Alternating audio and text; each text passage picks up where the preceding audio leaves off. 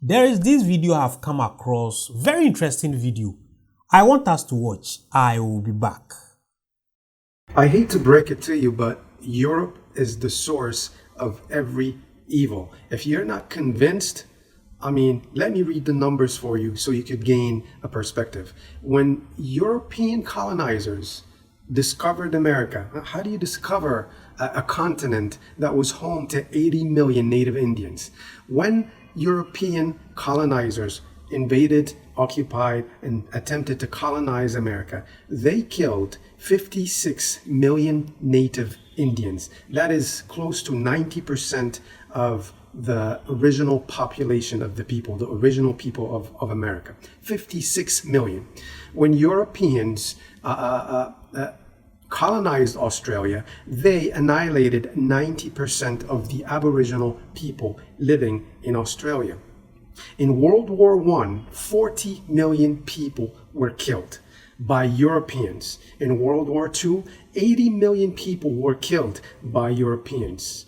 During the slave trade, European traders, European colonizers enslaved 12 million Africans, 2.5 million of which were killed, died during the harsh and brutal voyage to the Americas. King Leopold of Belgium killed 10 million Africans in the Congo alone. 1.7 million people were killed during the European Crusades to invade Jerusalem, the Holy City. 3.8 million people were killed during the Vietnam War by the Americans, which are originally Europeans.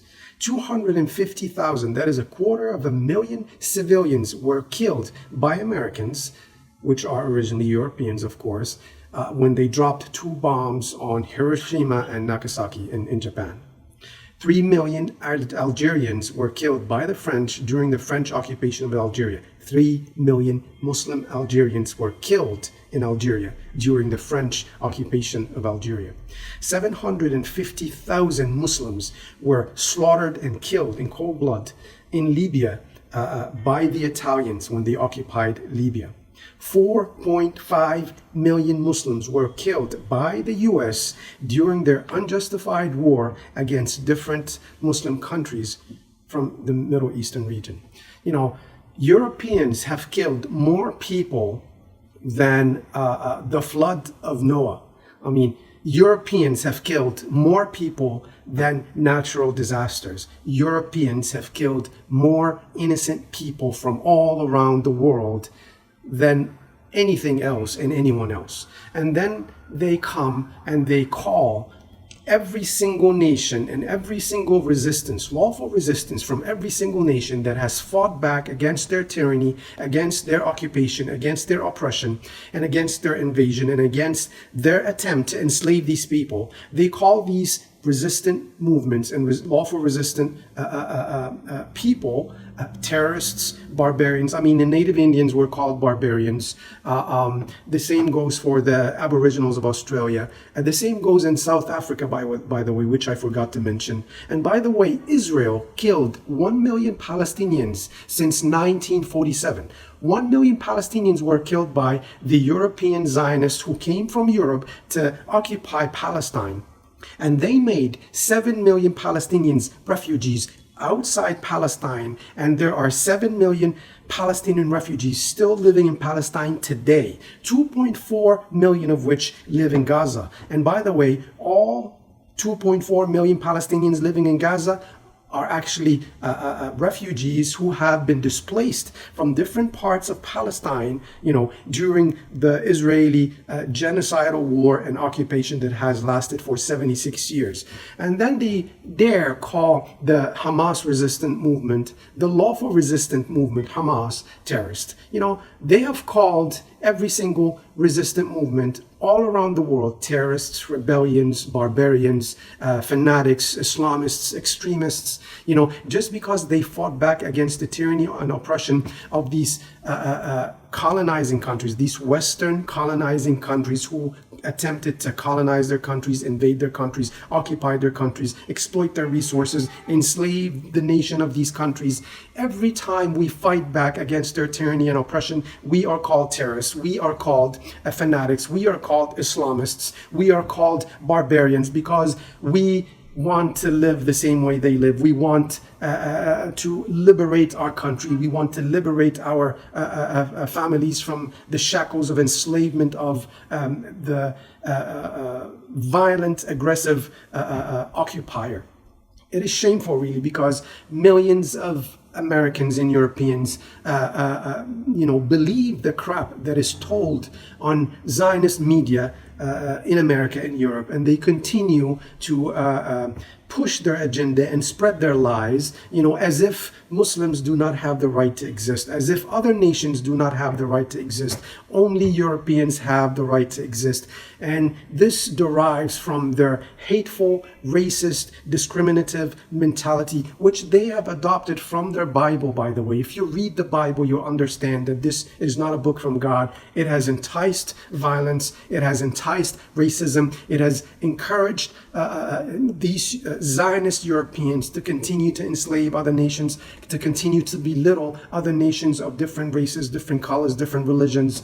Read the Bible, you'll understand this is the source of their evil, and it's not because it's from God. The Bible is not from God. The Bible is a man-made written book, written by the same exact people who are occupying nations, who are enslaving people, who are committing genocide and committing ethnic cleansing against people from different parts of the world, and not just Palestine. Please spread the video. Let people know the numbers. Let people understand. Let people gain perspective.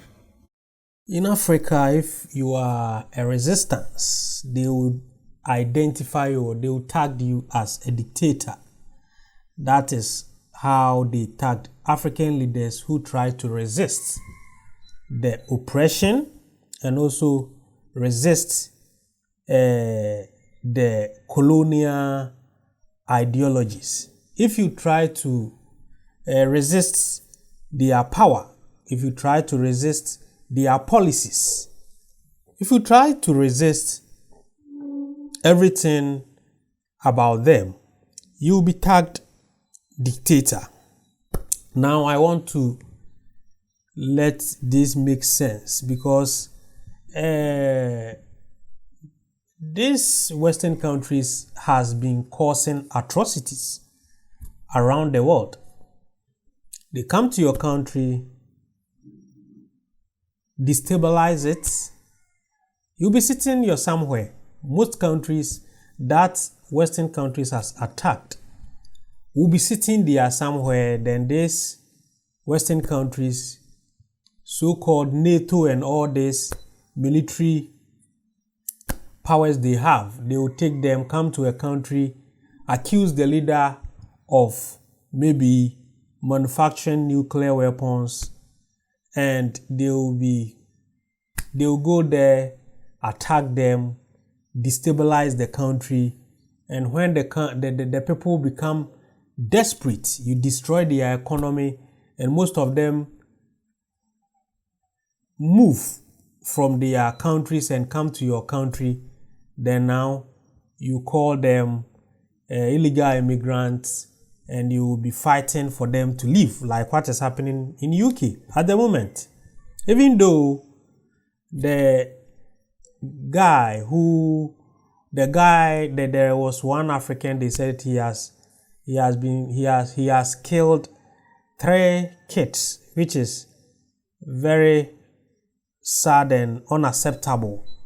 But for you to use that incident to preach racism, to try to sack all immigrants in your country, that is not something that is also acceptable.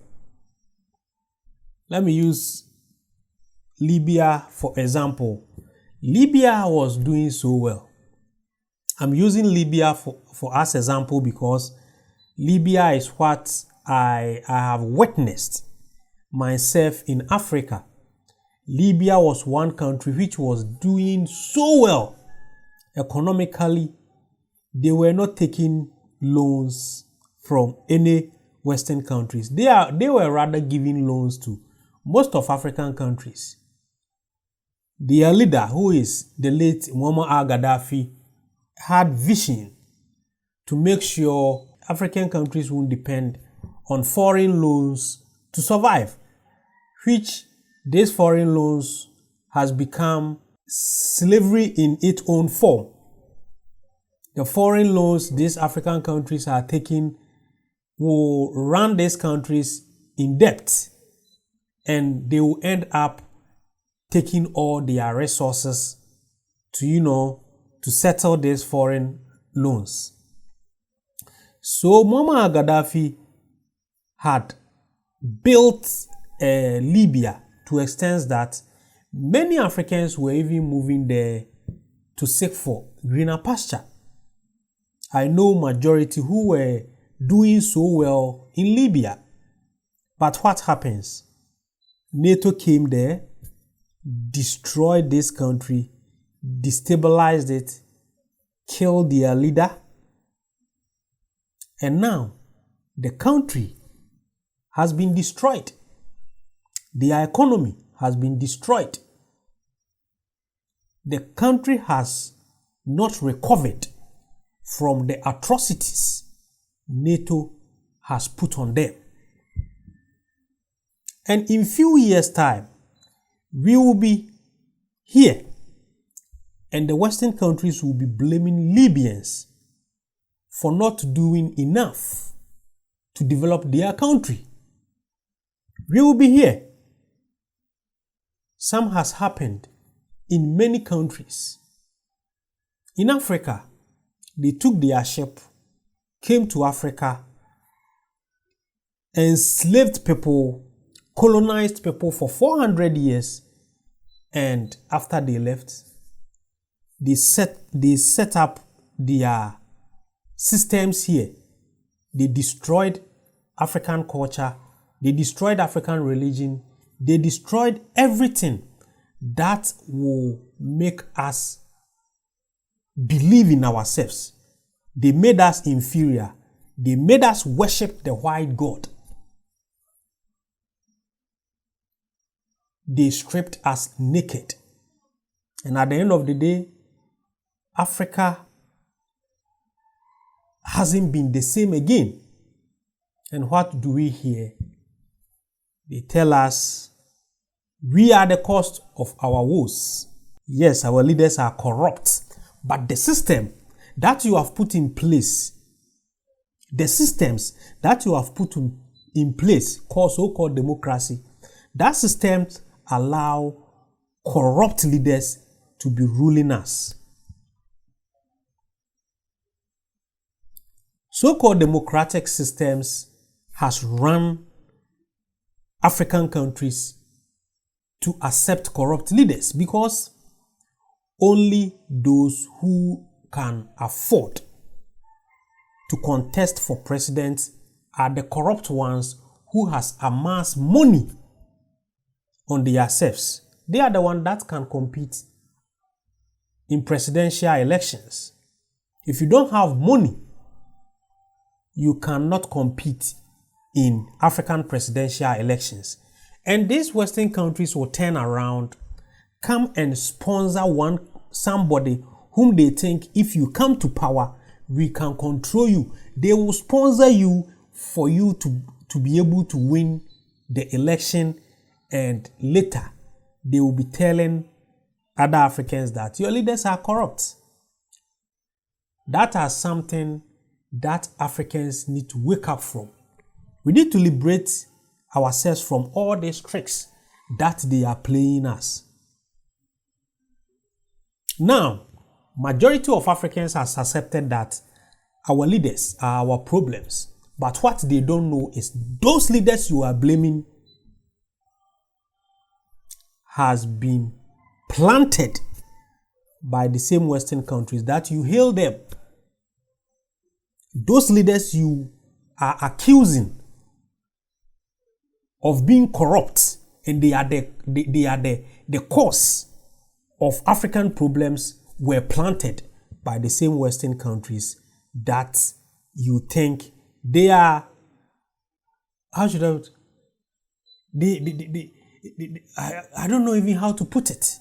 I wish I can talk more, but I think if I go too far, my channel will end up being deleted, because at the end of the day, the truth has been suppressed. You cannot tell the truth. You have to massage the truth for it to suit some countries. Otherwise, you are going to be punished of your opinions. And this is not going to be the first time, and this is not going to be the last time. I will keep sharing my opinions concerning issues that bordering this world. Please join my Telegram group by going to the description box. Click on the Telegram link. It will take you to my platform.